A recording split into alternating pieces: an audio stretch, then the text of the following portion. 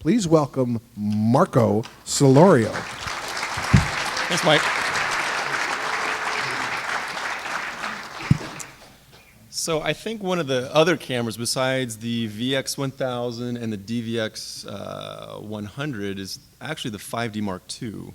I remember when Vincent Laforet, had the Canon little video.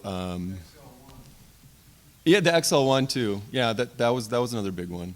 But the 5D Mark II, it was like, this is pretty cool. And I got on board with that, and I'm actually curious, how many out there use DSLRs right now for production? Yeah, that's a good amount. That's pretty good.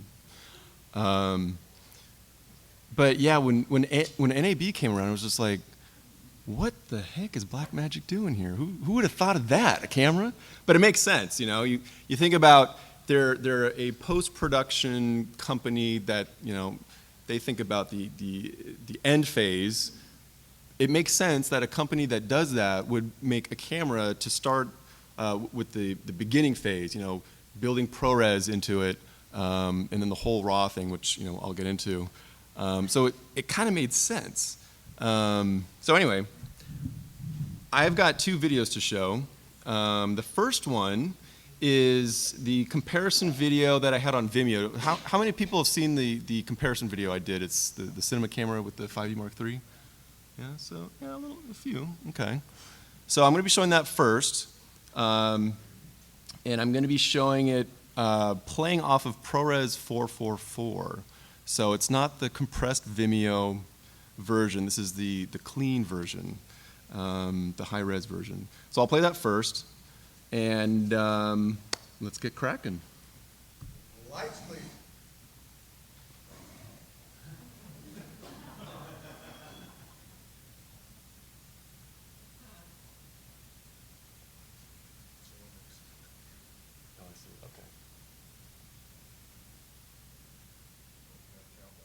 Okay. That's for the second video.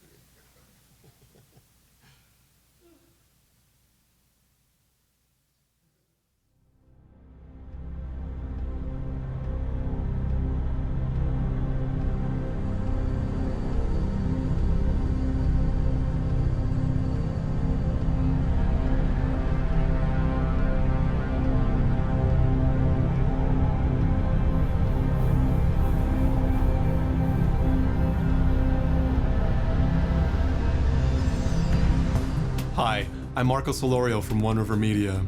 In this video, I'm comparing the Canon 5D Mark III and the new Blackmagic Design Cinema Camera. I wouldn't call this a shootout video or a versus video, but I did want to see just how well my cinema camera would work in some of the same shooting environments as my beloved DSLR cameras. Anyone that knows me knows I've been a huge advocate of HDSLR shooting from the very beginning, starting with the 5D Mark II when it was first released in late 2008. Since that time, I've used HDSLRs in all kinds of productions throughout the world. And then one day, literally out of left field, came the Blackmagic Cinema Camera. With similar cost and physical size, will the cinema camera replace my 5D and 7D for HDSLR productions? At this point, we all know the specs. 13 stops of dynamic range, 12-bit RAW, ProRes HQ. It's quick to assume the answer would be yes. But then there's that nagging issue in regards to the cinema camera's sensor size. Oh, it's smaller than Micro Four Thirds, but it's larger than Super 16. Oh, what to do? Honestly, both cameras have some interesting results that even surprised me. So hopefully some of the comparison footage I'm about to show you will help you judge for yourself if the cinema camera is up to the task. Let's get started.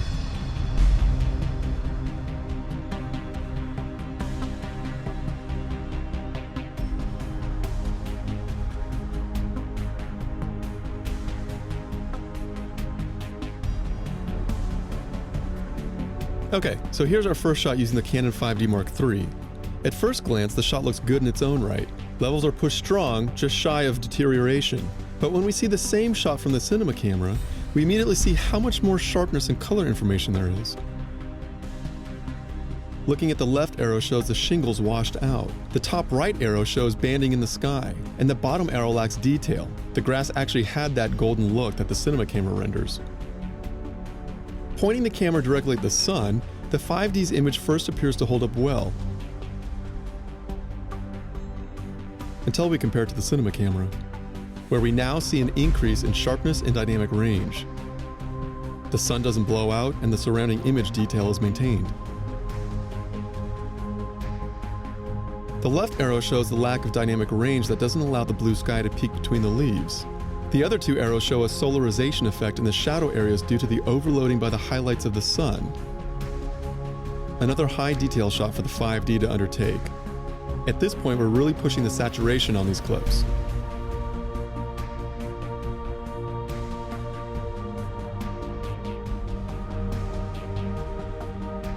Once again, the cinema camera reveals a huge increase in clarity and dynamic range. All the trees and bushes are crisp, and the sky retains its blue. Again, no physical ND or grad filters used at all. Even the family of ducks are easier to recognize. The left arrow in the sky reveals banding. The right arrow reveals lack of definition, and the bottom arrow lacks clarity in the family of ducks.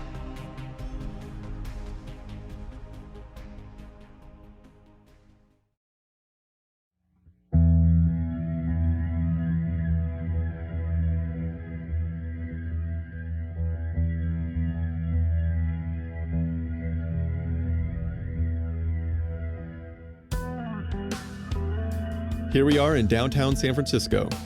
Ungraded, this 5D shot looks pretty good.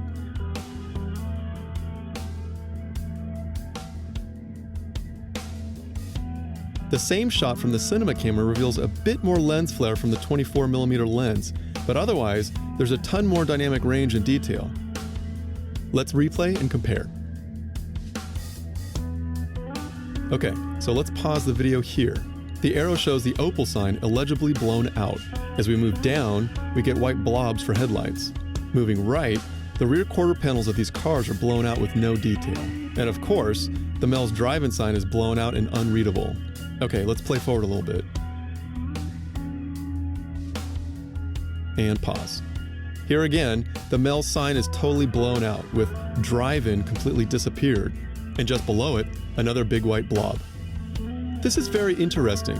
Look at the lack of detail in numerous blob spots inside the diner. The cinema camera retains full detail. Moving on, notice the shadow detail in this blue car, not black, and of course the highlight detail in the headlights. And from headlights, look at the blown out highlight detail in this white car's body. At the same intersection, I wanted to get a fast panning shot for rolling shutter.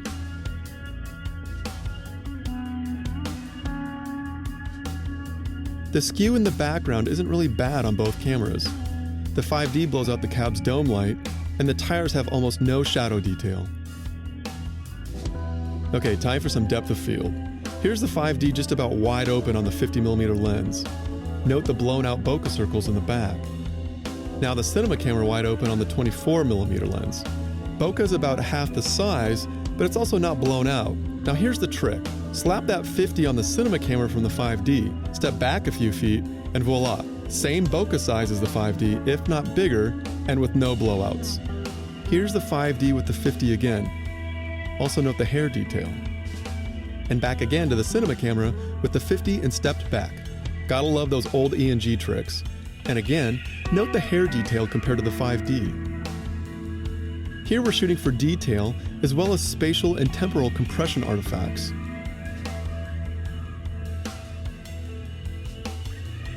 Blown up 400%, the 5D actually did way better than I thought it would, due in part to its new iframe compression option. There's really no perceivable macro blocking. Here the cinema camera shows its strength and detail. With 12-bit RAW and 5 megabyte per frame images, there's zero chance of any macro blocking.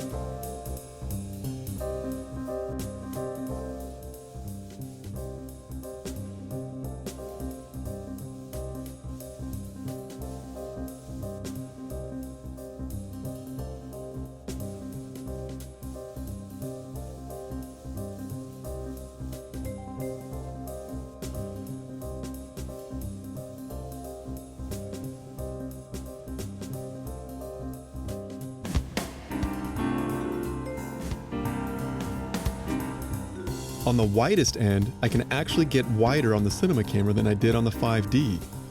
On the longest end, there's no surprise the cinema camera would reach further with its crop factor. Still impressive though.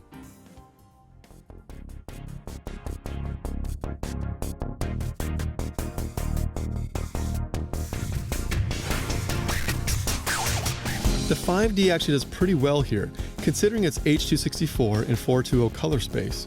Here the cinema camera really grabs that green screen, and edging is razor sharp. Blown up 1000%, we can see how the 5D fringes the edges in its limited 420 color space. With the cinema camera, there's no chrominance subsampling loss at all. But when it comes down to the keying process, hair detail clumps up and edges become soft on the 5D. On the cinema camera, the added color resolution is immediately obvious. Individual hairs are retained.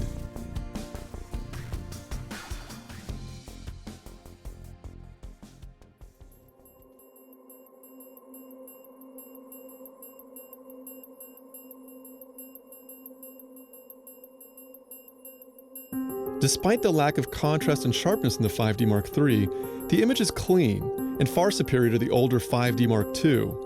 As I begin to pan the camera more vigorously, we see the rolling shutter in action. At the debayering stage, I can minimize or maximize contrast with the cinema camera. I can always bring it down if I feel the contrast is overpowering the frequency detail and causing moire. And here we get rolling shutter. Look familiar? That's because it is. As we do a side-by-side comparison, we can see that both cameras exhibit the same amount of rolling shutter. I was hoping there would be a little less rolling shutter when I first used the cinema camera, but to my surprise, it's literally identical to the 5D.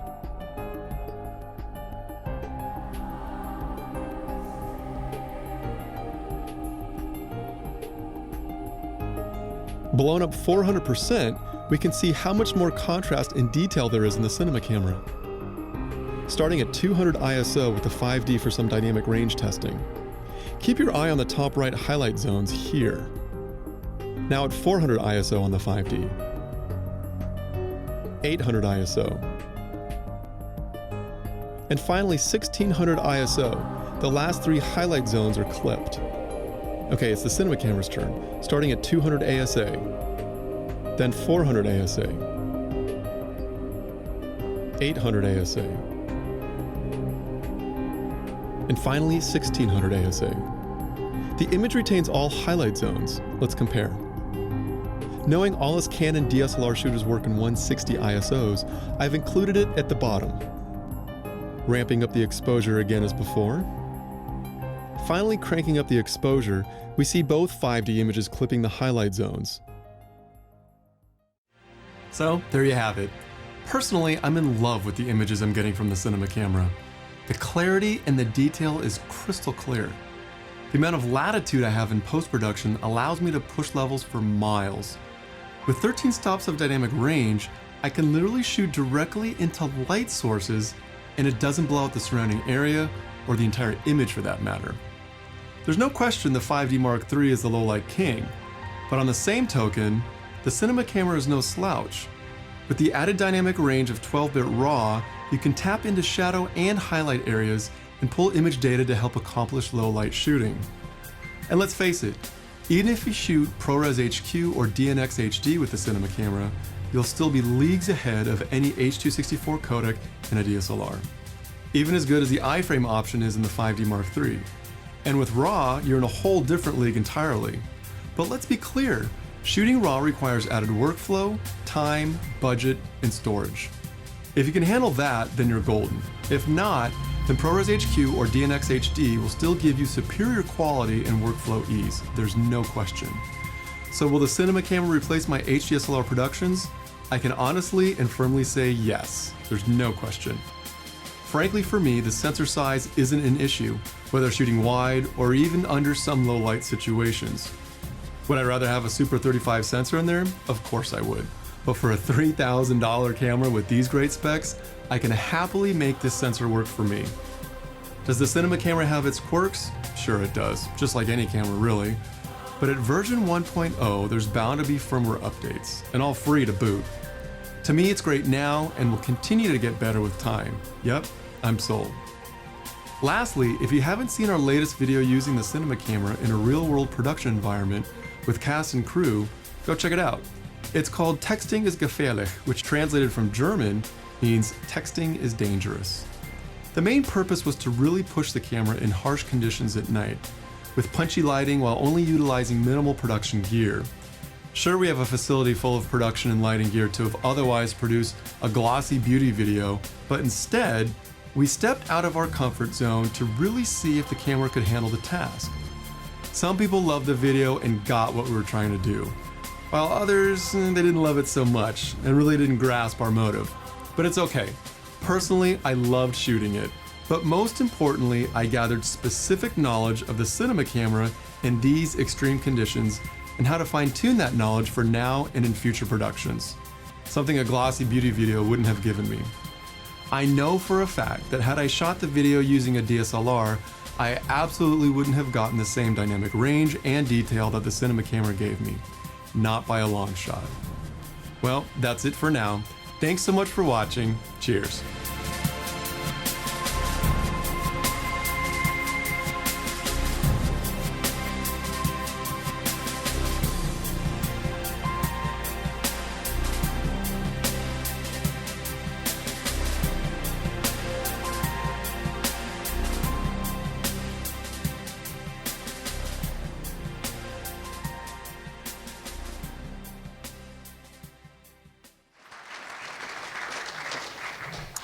Thank you very much.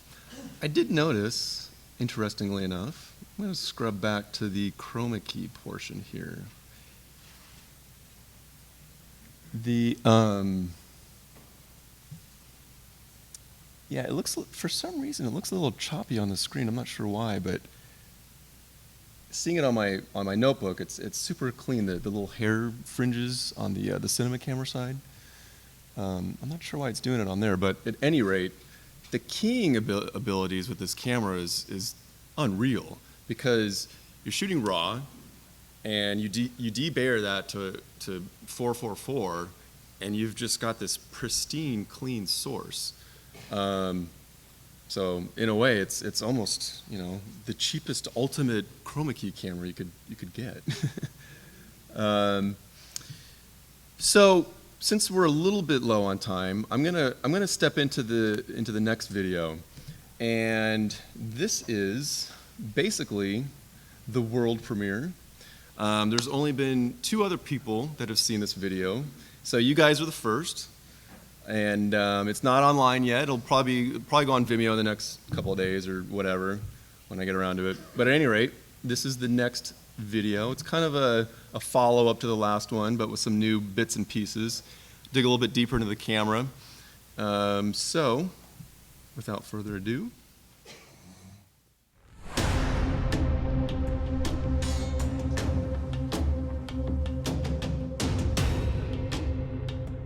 Hi, this is Marco Solorio from One River Media.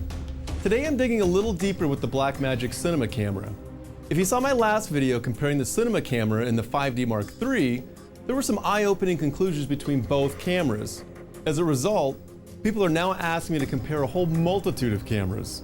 Well, unfortunately due to time, that's not going to happen. But I do have an alternate solution. In a way, the first video was merely scratching the surface. Today I'm in the main edit suite here at One River Media.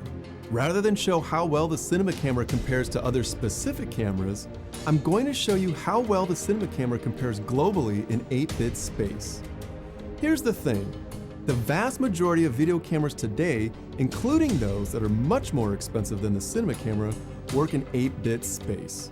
Whether it's the new Panasonic GH3, or the Canon C300, or even the 4K resolution Canon 1DC, shooting in 8-bit space has its number of limitations. These are all great cameras in their own right, including some I have myself. As such, I'm not isolating any particular type of camera here. What I am doing is showing how much more flexibility and quality you can obtain from a 12-bit RAW source to that of an 8-bit source.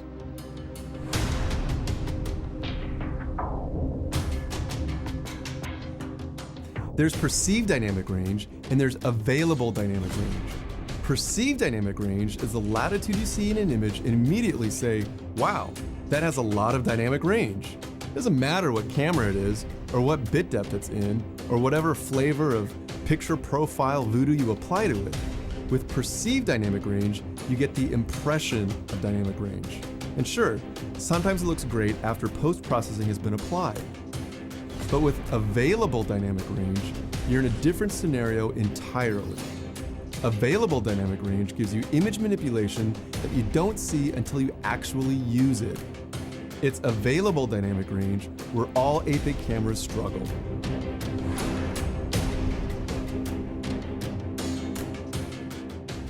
Okay, so here's what I'm going to do. Rather than pull comparison footage from an 8-bit camera, I'm going to convert my 12-bit RAW footage from the cinema camera itself and turn that into an 8-bit source. This will ensure that the footage matches exactly and that the 8-bit footage isn't purposefully botched in any way. In fact, the 8-bit footage we'll be using, again converted from the 12-bit source, is much higher in quality than had I shot it with an 8-bit camera. Keep that in mind when watching. To really show the impact of available dynamic range at high bit depths, I'm using a clip I shot inside a room with only practical lighting and shooting directly out the window on a bright sunny day into the sky. So what I did first was pull the 12-bit RAW footage into After Effects CS6 with its default settings in Adobe RAW Reader 2012. From there, I created a comp and exported that to the uncompressed 8-bit codec. Keep in mind too that I'm doing this 12-bit to 8-bit conversion at 32-bit float processing, again, higher than any internal processing any video camera would provide. Likewise, every frame in the 8-bit uncompressed file has its own keyframe, again, maintaining quality higher than any 8-bit camera.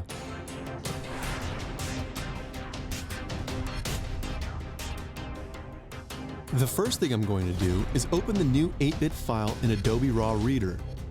Now, if we move the exposure slider to the right, we see an increase in the shadow area of the room. But if I wanted to recover any highlight detail from the window, well, this is where we hit a brick wall with any 8-bit file. By moving the exposure slider back down to 0, then beyond that into negative exposure area, we quickly see the blown out window simply turns gray. There is no image data to recover because once you clip, there's nothing you can recover. Okay, so now I'm viewing the 12-bit RAW clip in Adobe RAW Reader. Again, if I pump up the exposure, we see shadow detail come alive. Okay, back to the default exposure. Like the 8-bit version, both files seem to be blown out in the window area. But this is where 12-bit latitude trumps any form of 8-bit processing on any camera. As I move the exposure slider to the left, going into negative exposure space, we now see image recovery in the window, in the sky, and even in the clouds. Mathematically, this is an impossible task to perform in 8-bit space, but in 12-bit space, it's no problem at all. By playing with the sliders, I can quickly create a balance of shadow and highlight recovery.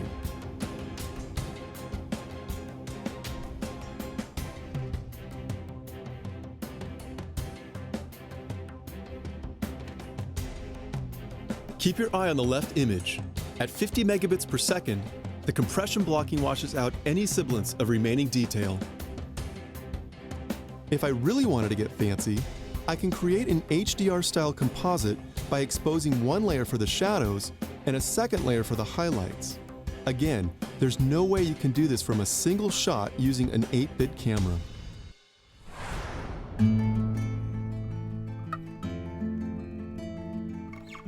Blown out windows aren't the only advantage to using available dynamic range. Next is one of my favorite examples to show the sheer power of 12-bit latitude day for night. Here I'm using a shot from my last comparison video. As you can see, this is an extremely bright day without a cloud in the sky.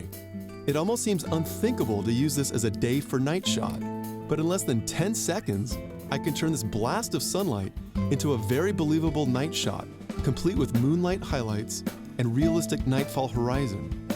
Comp in some stars and the moon, and your scene is complete.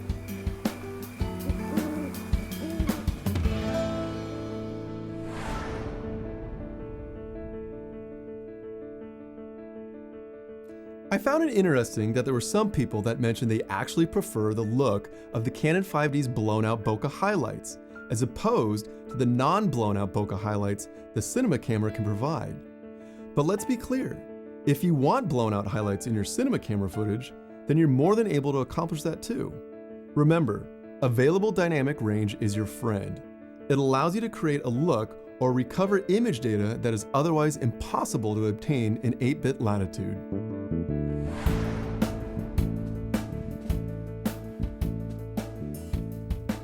Another interesting comment I've read from people is that such high dynamic range from the cinema camera isn't needed since the footage they're shooting only ends up on the web. As shown in my previous examples, available dynamic range will allow you to manipulate footage to an extreme that is otherwise impossible with 8-bit cameras. Even with perceived dynamic range, using as much latitude as possible in your finished video will only help to serve the quality you're aiming for, even if your web deployment includes Vimeo or YouTube.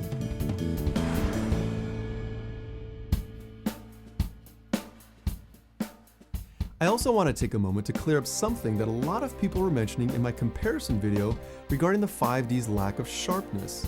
Let me clarify that detail and sharpness are not one and the same. Detail is the amount of individual image information within a specified area of concentration. Sharpness is merely the contrast level of the detail edging, but does not add any new image detail information from the original image. So what does that mean when comparing the 5D and the cinema camera? If we look at one of the comparison shots in my last video, we can clearly see that the 5D's image lacks detail in the camera's rasterization of the image as compared to that of the cinema camera. Even if we increase the sharpness of the 5D's image, it doesn't actually add any detail to the image. We might get a little perceived detail in the 5D's image, but it will never add the fine detail to that of the cinema camera. It's mathematically impossible due to the 5D's internal scaling algorithm. And let's not forget, inasmuch as we can increase sharpness for the 5D, so too can we do it for the cinema camera. Although the 5D can't achieve the same level of detail as a cinema camera, I still use my 5D Mark II and Mark III alongside my cinema camera in many productions. I still stand strong to the notion that the cinema camera has the highest quality to cost ratio of any camera on the market. Unlike many cameras that offer beautiful perceived dynamic range, the cinema camera goes far beyond that with available dynamic range. Couple that with its razor-sharp detail, and you have a camera that offers amazing results at very low cost.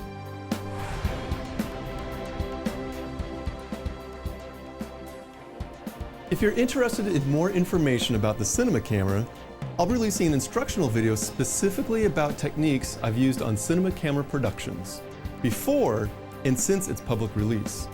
It includes instruction on everything from pre-production, production, post-production, workflow, tips, and techniques.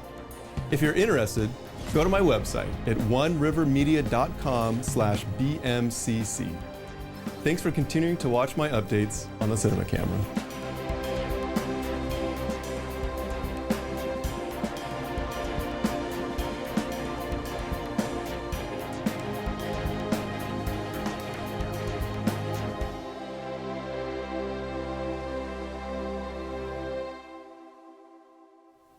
So was the first experience as good for you as it was for me? You know what? This was interesting again. I was noticing this shot On the screen, for some reason, on the cinema camera side, there's like a white fringing going on around those leaves, which doesn't show up on my monitor or on any of the monitors at the facility. So I don't know if there's an edge sharpening that's kind of a little bit too high set on the projector. Or... Great, thanks for it's probably just a setting, Mike. That's all we can afford. But I just wanted to point that out, just to show that it's not the footage. Okay, we'll just do Q&A instead of me doing some tips and tricks and things like that. Slides, please. Go ahead. How much different would it have been if you shot in ProRes instead of RAW? Well, Try to repeat the question. okay, so how much different would it have been if I had shot in ProRes as opposed to RAW? The difference, it depends on what you're shooting. If you are shooting a shot where you need to pull a lot of dynamic range from it, then you really want to use the 12-bit option.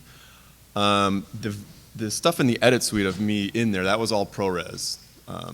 So that kind of stuff, it's like, I didn't really have to finesse the footage that much. So in that regard, ProRes is fine. For corporate stuff, ProRes is great. But if I was, shooting a short or a commercial or something where I really wanted to make sure that I got the best quality possible, I would definitely shoot 12-bit. It's 10-bit. It's ProRes HQ, actually. Yeah. Yep. Is Adobe the only NLE that handles these files native? Actually, what you need to do in regards to, the question was, does Adobe, are they the only ones that handles the files natively? The reason I was using After Effects to debayer the footage and manipulate it and do what I wanted, there's a lot of apps that can read the Cinema DNG format. After Effects happens to be one of them. Obviously, it ships with Resolve. You can use Resolve to manipulate the footage. You have to create a proxy of the footage in order to edit with it. That is, if you're going to shoot in 12-bit RAW. It's basically an image sequence as opposed to a video file. So they're 5 megabyte image files, basically. They're pretty big. And so you can't just drop them into an NLE, not yet at least, and just start editing with it. You need to create a proxy. So it's very much like, going back 10, 15 years or whatever and shooting a format and then creating a low-res proxy and editing with that and then conforming it later. And also this actually brings up another good point too, is that the cinema camera, when shooting, it's very much a throwback to shooting film with your magazines and making sure that you're shooting as little as possible for each shot, so you're not wasting space and wasting film. So it's kind of a lesson in shooting film a little bit, because you really want to make sure that you're starting when you need to and you're stopping when you need to, and not a bunch of fluff of let it roll and then we'll try to get the best line out of this or whatever. You really got to try and nail it, because the workflow with 12-bit, it's not like an H.264 file from your 5D. You really gotta, you gotta create proxies and have the space on your drives for it. So there's quite a bit of involved with it. Yeah.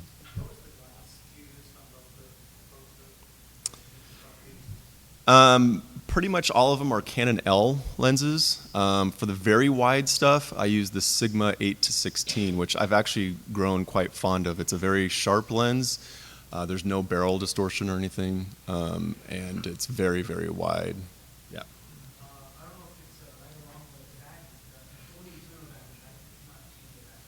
Yeah. The way I treat the internal battery for myself. Oh, sorry. The question was if it only has an internal battery that you can't replace. So the way I've been treating the internal battery is more of a backup. I have used the camera with just its internal battery. And you get about an hour or so of life with it. But again, I'm so accustomed to using external batteries anyway that that's just how I prefer to shoot anyway. So, yeah. How would you say compares against the Alexa dynamic range? Give me an Arri Alexa and I'll tell you. No, honestly, I haven't compared it with the Alexa. Kind of a, I don't want to assume anything one way or the other. I will say that I was actually looking and investing in Alexa earlier this year, but it's starting just at 70 grand on just the camera, just like, it's kind of a big deal. So, I've kind of held it off, but despite that, it's an incredible camera. Comparing the two cameras, it's a little, it's kind of tough, a 70 grand camera and a $3,000 camera, yet they both can shoot RAW and whatnot. So, I don't know if that really answers your question, but it's probably the best one I could give. Yeah. I noticed from the first video that there's some glaring from the sun that actually breaks into like a little rainbow. Yeah. It was much more noticeable than the 5D. Yeah. I didn't notice that when I saw them. Sure. Yeah, and there's been a few people that have brought that up. Basically, there's a couple of things. And the question was about the lens flaring with the cinema camera with the 5D comparison footage. For the majority of those shots, the 5D had the 50 millimeter prime on it, specifically the 1.2 L. And the cinema camera had the 24 millimeter prime, the f1.4 L. Those two lenses are focally and everything else, they're about the same in consideration of the crop factor with the cinema camera. So the lens flaring that was happening on the cinema camera was because of the lens. It didn't have anything to do with the camera itself. The other thing was I didn't want to flag anything or put a filter on anything. So I didn't flag any of those shots, and just frame right of those shots was the sun. It was right there, so it was pretty harsh. Maybe I should have flagged it, but you know, it was kind of almost a run and gun kind of thing. But at any rate, it was the lens that was doing that. It wasn't the camera itself. So, any other? Was there? Oh, yeah. How does the cinema camera deal with audio? There's two channels of balanced inputs. They're TRS, tip ring sleeve. So they're 1/4 inch. So it's basically the same as what you would get with an XLR connector. It's just that it's a physically different plug, but you're still getting a TRS connection. There's no phantom power in the camera. I use a little Denicky 2-channel phantom power unit that I can slap on the rails or whatever, and it uses a little 9-volt battery, or I can hook it up to my V-mount splitter thing that I have there. So that's pretty much the audio aspect of that. Yeah. What's that cage that you have? The cage is the one made by View Factor. They were one of the first ones to come out with it, and I like using this one most. I've got another one, the Shape cage. This one, I like the form factor of it. It's very clean. It almost looks like, you know, it was shipped with the camera like that. And I like the way it was built with the threads on it and whatnot. So, yeah.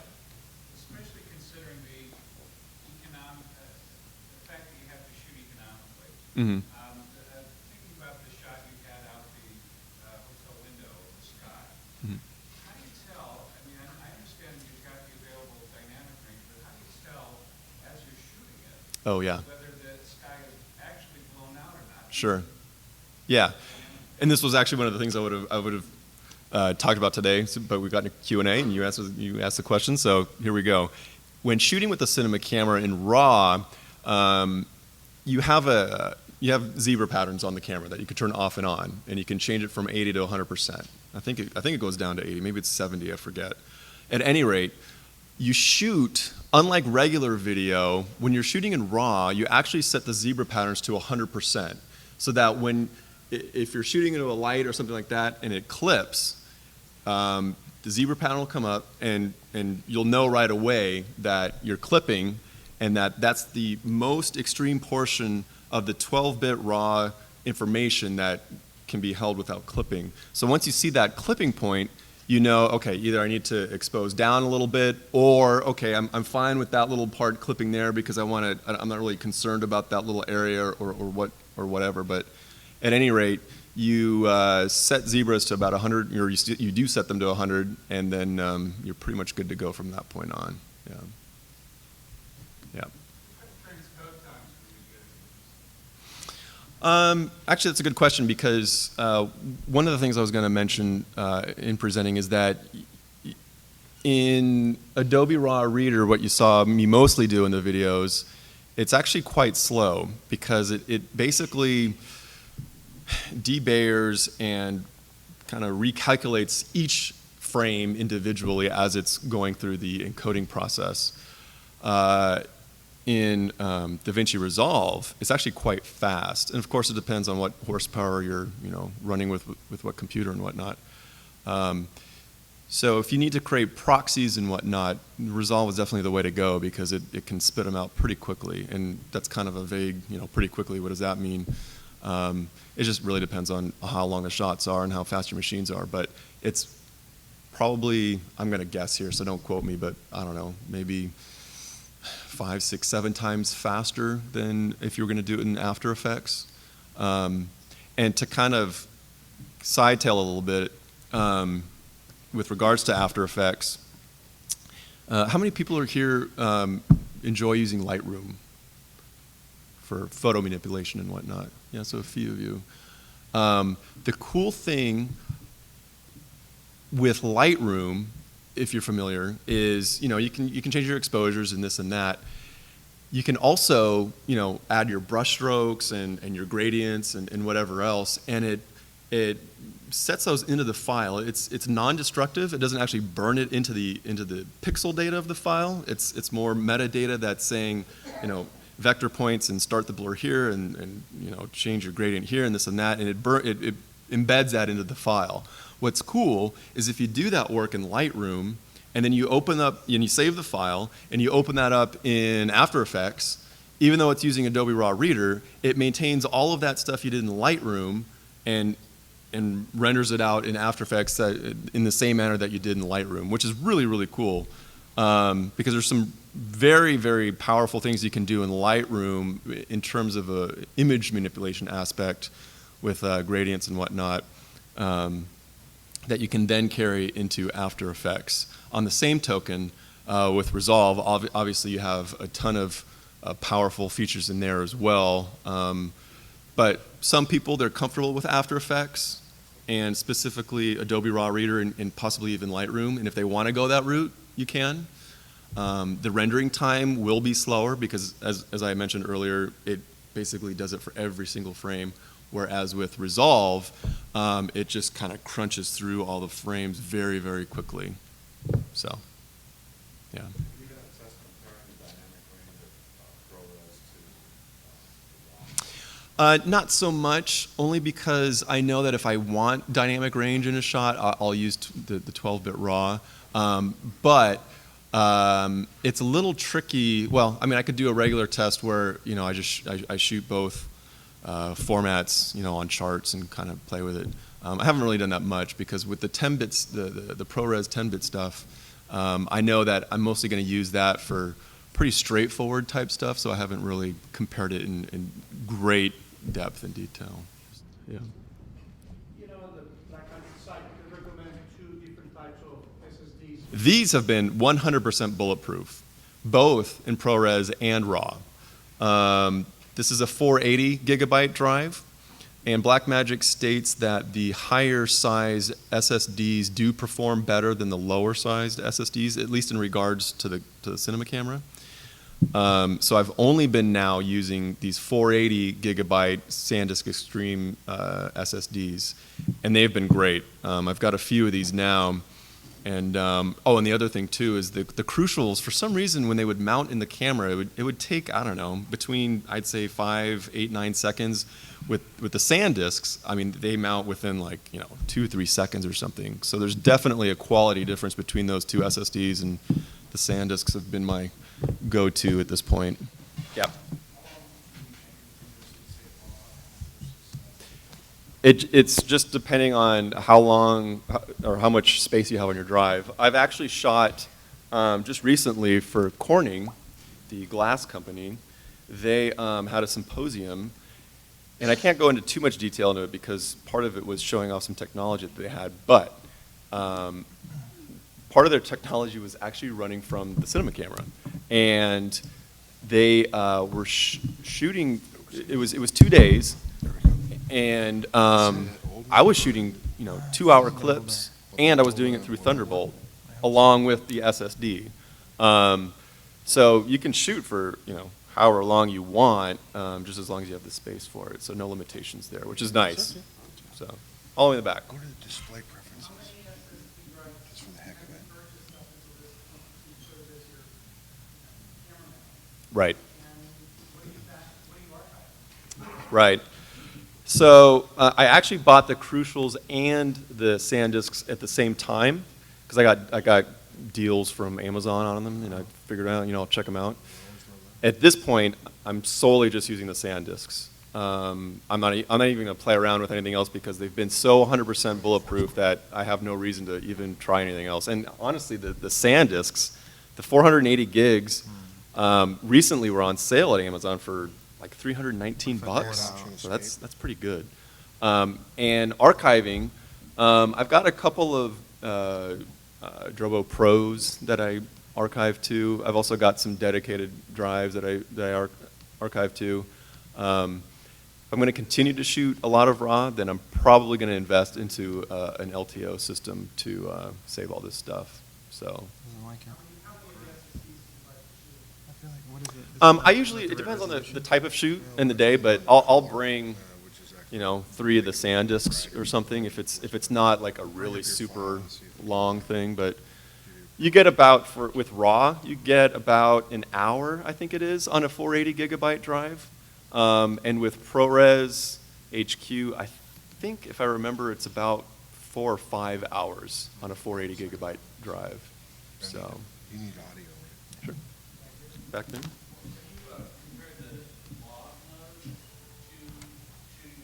Seems to go. Comparing it to what? Well, the RAW format itself is a log format. It's if you look at it as you're shooting, it's very flat and gray. So I don't know if that answers your question or. Yeah, in the ProRes mode, you can shoot Rec 709, or you can record to what they call film, which is a log mode. And shooting log gives you a little bit more flexibility in post, if you want to go that way. I found that both the Rec 709, which they call the video mode, and the quote-unquote film mode, they work both pretty well actually. So if you wanted to just do quick shooting and you didn't really need to do a lot of color grading or whatnot, then the ProRes video mode is actually good out the gate as far as my experiences with it. So We have to move on, unfortunately. However, at the end of the show, Marco will still be here, and so you can ask him a few more questions just by coming on down here and getting into his face. So please, thank you, Marco Solorio. thanks.